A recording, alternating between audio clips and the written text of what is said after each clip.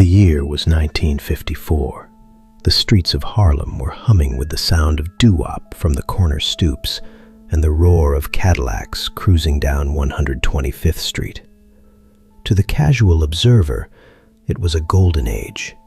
Business was booming, the clubs were full, the peace was holding. But peace in the underworld is like a sheet of ice on a river. It looks solid from the bank, but if you step on it the wrong way, the dark water underneath is waiting to swallow you whole. And the man who kept that ice from cracking was Ellsworth Bumpy Johnson. By the mid-50s, Bumpy had transitioned from a street soldier to a king. He wasn't running numbers on the corner anymore. He was dining with judges and negotiating with the heads of the 5 families. He had carved out a territory that the Italian Mafia respected, not out of kindness, but out of fear. They knew that Harlem was Bumpy's living room, and you didn't wipe your feet on his carpet. But in every kingdom, there is always a young wolf who thinks the old lion has lost his teeth. Enter Vincent Moretti. They called him the Butcher of Brooklyn, not because he was a master of the trade, but because he was messy. He was new money. He was loud, he was violent, and he had zero respect for the gentleman's code that men like Bumpy and Lucky Luciano lived by. Moretti had just been given a piece of the construction rackets in East Harlem, right on the border of Bumpy's territory. It was a test by the Italian bosses, sink or swim. Most men would have tread lightly. Moretti decided to stomp. He started small, hijacking a few trucks, beating up a few runners. Bumpy let it slide. He was a businessman first, and war is expensive. He sent a messenger to Moretti's boss, a polite note suggesting that the young dog be put on a leash. The message was ignored. Moretti took Bumpy's patience for weakness. He thought the king of Harlem was getting soft in his old age. He thought Bumpy was too busy playing chess and reading poetry to fight back. It was a Tuesday afternoon in October when Moretti made the mistake that would end his life. He just didn't know it yet. Mayme Johnson was doing what she did every Tuesday, shopping at a boutique on 116th Street. She wasn't surrounded by bodyguards. She didn't travel with a posse. She was the queen of Harlem, and her protection was the respect the neighborhood held for her. No one in Harlem would dare touch a hair on her head. But Moretti wasn't from Harlem. He was in the neighborhood, inspecting his new territory, surrounded by 3 of his goons. He saw Mayme coming out of the shop, carrying a hat box. He knew who she was. Any smart man would have tipped his hat and kept walking. But Moretti wasn't smart. He was drunk on power and cheap whiskey. He saw an opportunity to send a message to Bumpy Johnson. He wanted to show that he could touch the untouchable. Moretti stepped in front of her, blocking her path on the sidewalk. Mayme stopped. She didn't look frightened. She looked annoyed. She adjusted her grip on the hat box and waited for him to move. "Mrs. Johnson," Moretti sneered, a cigarette dangling from his lip. "You're looking lovely today. Spending your husband's blood money?" Mayme looked him up and down with the kind of disdain usually reserved for a cockroach. "I don't know you," she said coolly. "Step aside." "You don't know me?" Moretti laughed, glancing at his goons. "That's the problem. Your husband acts like he owns this city. He thinks he can tell me where to run my trucks. He thinks he's royalty." "My husband is a businessman," Mayme said, her voice steady. "And if you have business with him, you can make an appointment. Now get out of my way." She tried to step around him. That's when Moretti crossed the line that separates a rivalry from a death sentence. He reached out and grabbed her arm. His fingers dug into the expensive fabric of her coat. He pulled her close, invading her personal space. blowing smoke in her face. "You tell Bumpy," Moretti hissed, his voice dropping to a menacing whisper. "You tell him the butcher is here, and tell him that if he doesn't stay on his side of the street, I might just pay you a visit when he's not home. You understand me, sweetheart?" Then he did the unthinkable. He reached up with his other hand and stroked her cheek. It was a slow, deliberate gesture of possession, a violation. Mayme didn't scream. She didn't faint. She pulled her arm free with a violent jerk, her eyes blazing with a cold fire. "You just dug your own grave, little man," she said. Moretti laughed again. He watched her walk away, thinking he had won, thinking he had intimidated the queen. He turned to his men. "See," he bragged, "they're nothing, just smoke and mirrors." Mayme walked 2 blocks to where her driver was waiting. She got into the back of the car. She didn't cry. She sat in silence, her hands trembling slightly in her lap, not from fear, but from rage. She waited until the car pulled up in front of their brownstone. She composed herself. She checked her makeup in the compact mirror. She would not let Bumpy see her rattled. But she would make sure he saw the bruise forming on her arm. Bumpy was in his study, reviewing ledgers. The room was quiet, filled with the smell of old paper and cigar smoke. He looked up when Mayme entered. He smiled, the soft, genuine smile he saved only for her. "You're back early," he said. "Did you find a hat?" Mayme placed the hat box on the desk. She took off her coat. She rolled up the sleeve of her dress. There, on her forearm, were the faint red marks of fingers. Bumpy's smile vanished. The warmth left his eyes instantly. He stood up slowly, coming around the desk.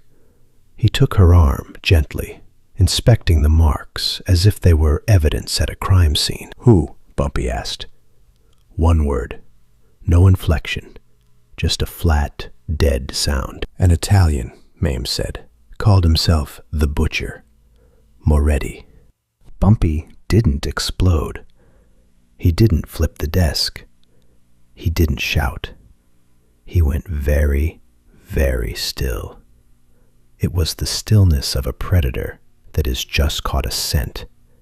He let go of her arm and walked to the window, looking out at the street. "What did he do?" Bumpy asked, his back to her. "He grabbed me. He threatened me. He said he would pay me a visit when you weren't home."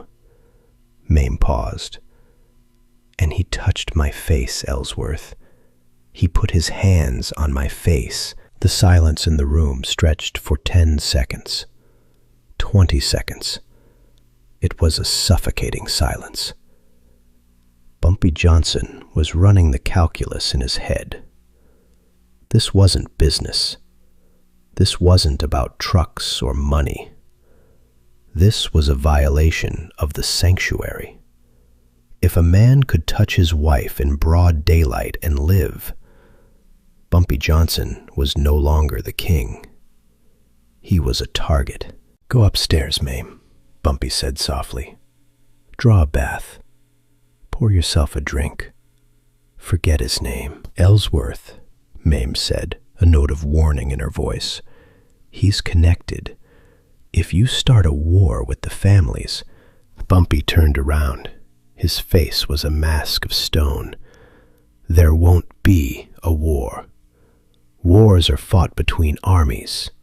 This is pest control." He picked up the phone on his desk. He dialed a number. "Junie," he said when the line picked up.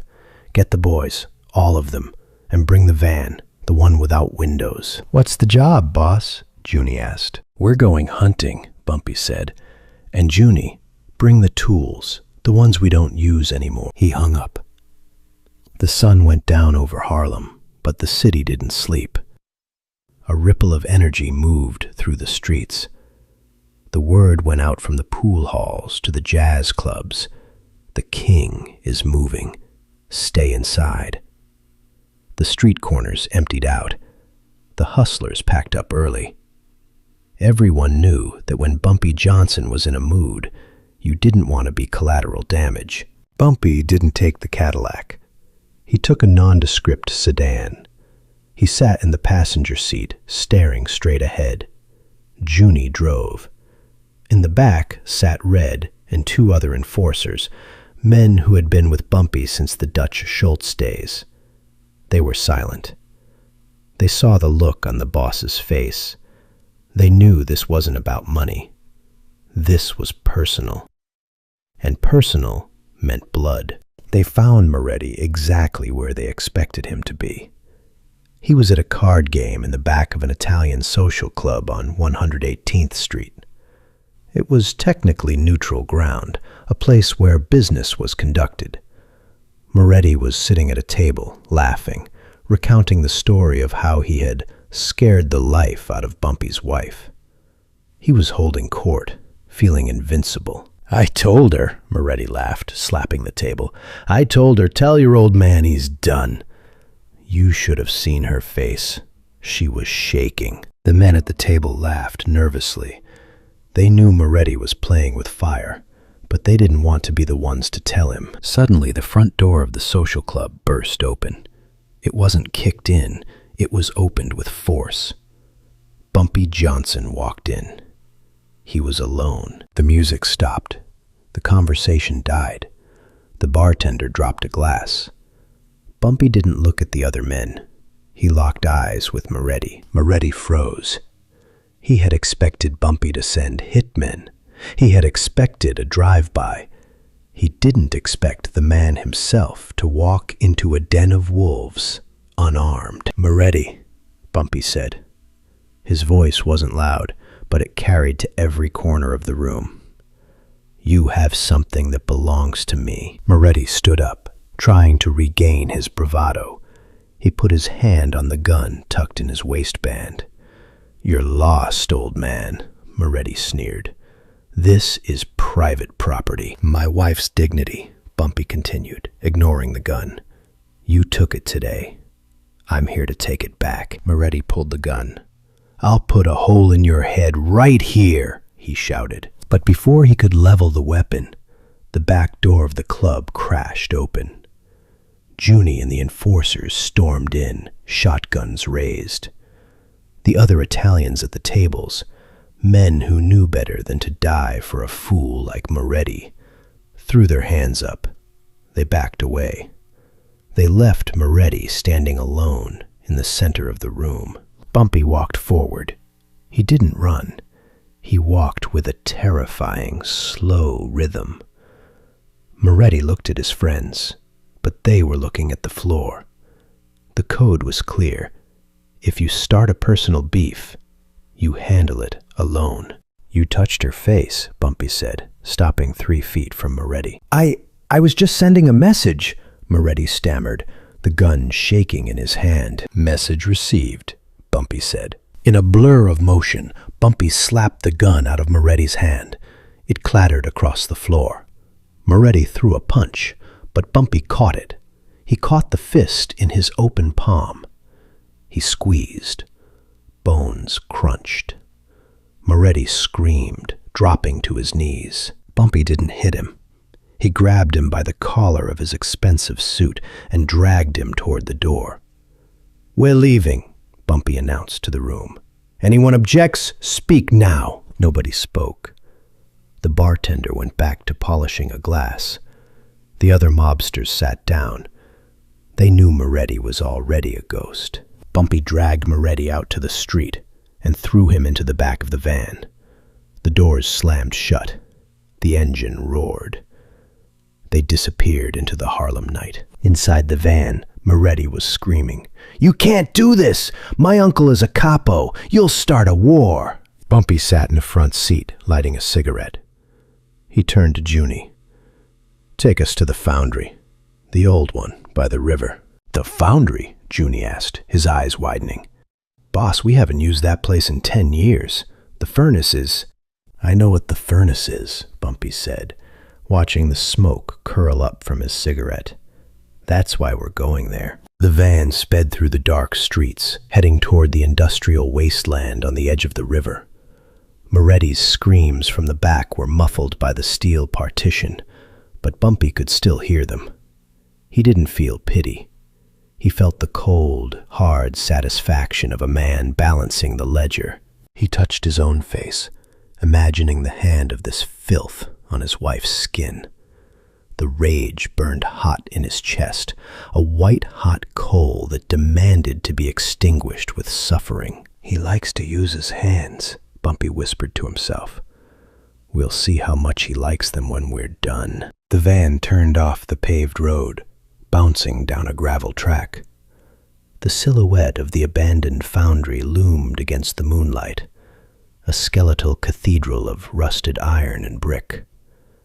It was a place where things went to disappear, a place where the screams of a man could scream for hours and only the rats would hear. The van stopped. The engine cut out. The silence of the river rushed in. Bumpy opened the door and stepped out into the cool night air.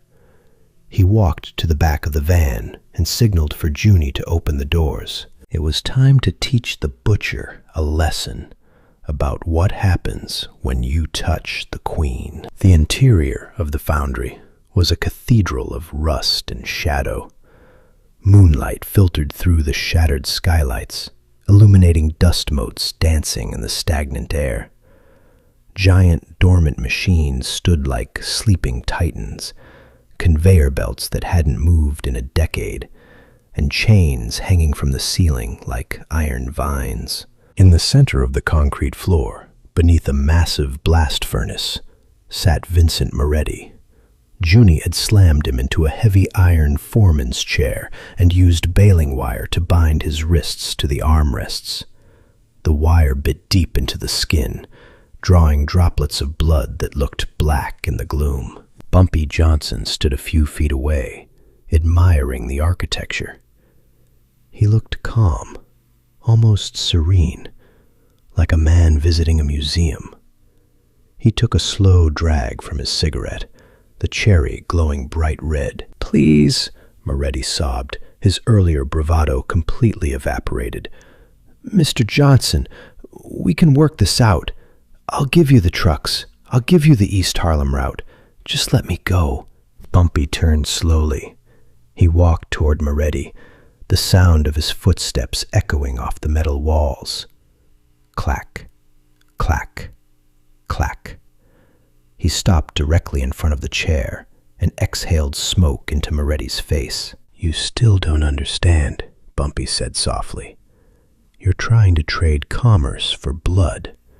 The exchange rate doesn't work. You didn't steal a truck, Vincent. You stole my peace." Bumpy nodded to Red. "Light it up." Red moved to a 55-gallon drum standing nearby. He poured in a canister of gasoline and tossed in a match. Whoosh! A column of fire roared to life, casting long, dancing shadows against the walls.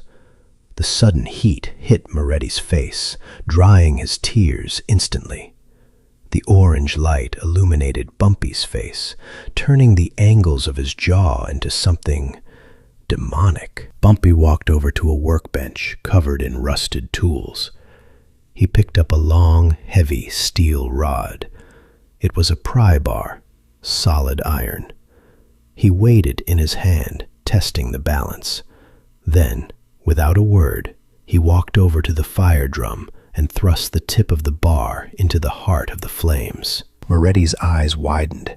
He pulled against the wire, thrashing in the chair. "No, no! Think about the families. You kill a made man, they'll burn Harlem to the ground." Bumpy watched the fire.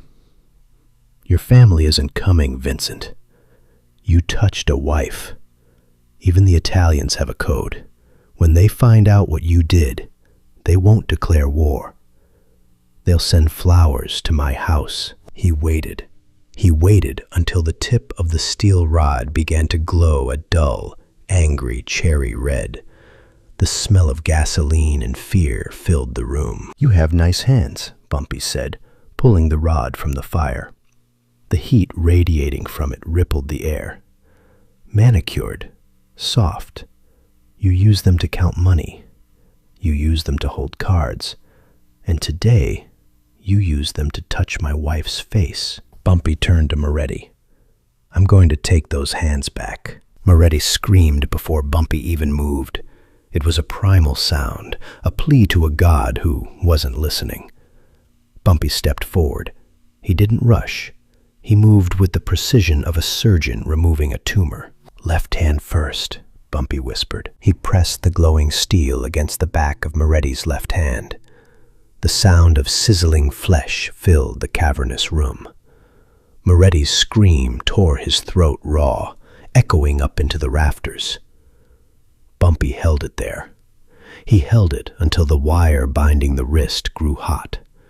He held it until the hand that had grabbed Mayme's coat was nothing but a ruin. Bumpy pulled the rod away. Moretti slumped in the chair, gasping, on the verge of passing out. "Stay with me, Vincent," Bumpy said, his voice hard. "We're only halfway done." He walked back to the fire. He put the rod back in the flames. "You touched her cheek with the right one," Bumpy said, watching the fire dance. "That was the mistake. That was the insult. You thought because she was a woman, she was weak. You forgot who stands behind her." He returned to the chair. He took the right hand, the hand that had stroked Mayme's face. He brought the heavy steel bar down with a sickening crunch, shattering the fingers, and then he pressed the heat into the wound to seal the deal. Moretti didn't scream this time. His body convulsed, his eyes rolled back in his head, and he slumped forward, unconscious from the shock. Bumpy tossed the rod onto the concrete. It clattered loudly in the silence. He looked at the broken man in the chair. He didn't feel joy. He didn't feel anger anymore. He felt empty. The balance had been restored. The debt was paid. "Junie," Bumpy said, adjusting his cufflinks. "Finish it." "The river, boss?" Junie asked, pulling a heavy revolver from his coat. Bumpy looked at a deep foundation pit in the corner of the factory floor, intended for a machine that was never installed. "No," Bumpy said. "The river gives things back. Bodies float. This man, he needs to disappear. Put him in the pit. Fill it with concrete. By tomorrow morning, he'll be part of the floor." Bumpy walked toward the exit. He stopped at the heavy steel doors and looked back one last time. Moretti was still slumped in the chair, a broken doll in a ruined suit. "Goodbye, butcher," Bumpy whispered. He walked out into the night. The air outside was cool and fresh. The Hudson River glittered in the distance. Bumpy took a deep breath, purging the smell of burnt flesh from his lungs. He got into the passenger seat of the sedan. "Take me home," he told the driver. The ride back to Harlem was quiet. Bumpy watched the city pass by, couples walking hand in hand, teenagers laughing on corners. The normal world had no idea what kind of monsters lived in the shadows to keep them safe. When he arrived at the brownstone, the house was dark. Mayme was waiting up, though. A single lamp burned in the living room. She was sitting in her armchair, a book open on her lap. But she wasn't reading. She was staring at the door. Bumpy walked in. He took off his jacket and hung it carefully on the rack. He walked over to her. Mayme looked at him. She looked at his hands. They were clean. No blood. No ash. But she knew.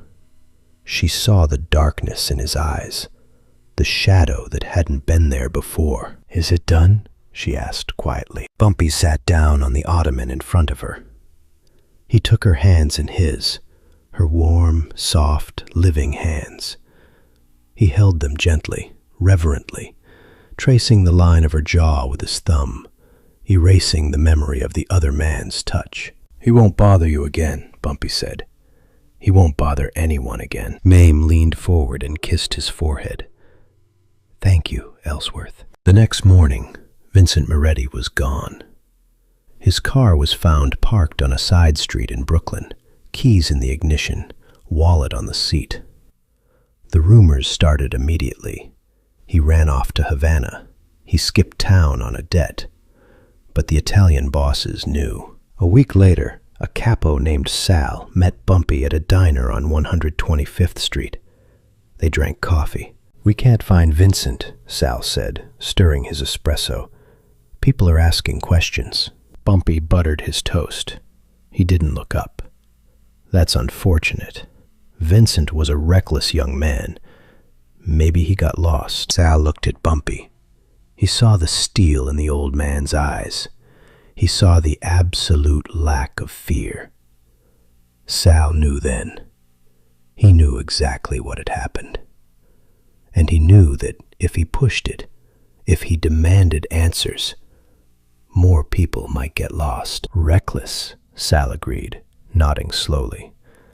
Bad for business. We'll assume he moved on. Best for everyone, Bumpy said. The war that Moretti had threatened never happened. The mob wrote him off. They respected the strength. They understood the message. You can fight for territory. You can fight for money. But you do not touch the family. And Bumpy Johnson? He went back to his poetry and his chess. But every now and then, when he drove past the old industrial district by the river, he would glance at the crumbling silhouette of the foundry. He didn't feel guilt. He felt the quiet satisfaction of a gardener who had pulled a weed. The legend of the unspeakable punishment grew. Young hustlers would tell the story to new recruits. Don't look at Bumpy's wife wrong. They say Bumpy melted a guy's hands off before he turned him into a sidewalk. It kept the peace. It kept the queens safe. And in the dark, violent heart of Harlem, that was the only victory that mattered. Thanks for listening, folks. If you liked that video and want more, be sure to like the video and subscribe so you don't miss any Bumpy Johnson stories.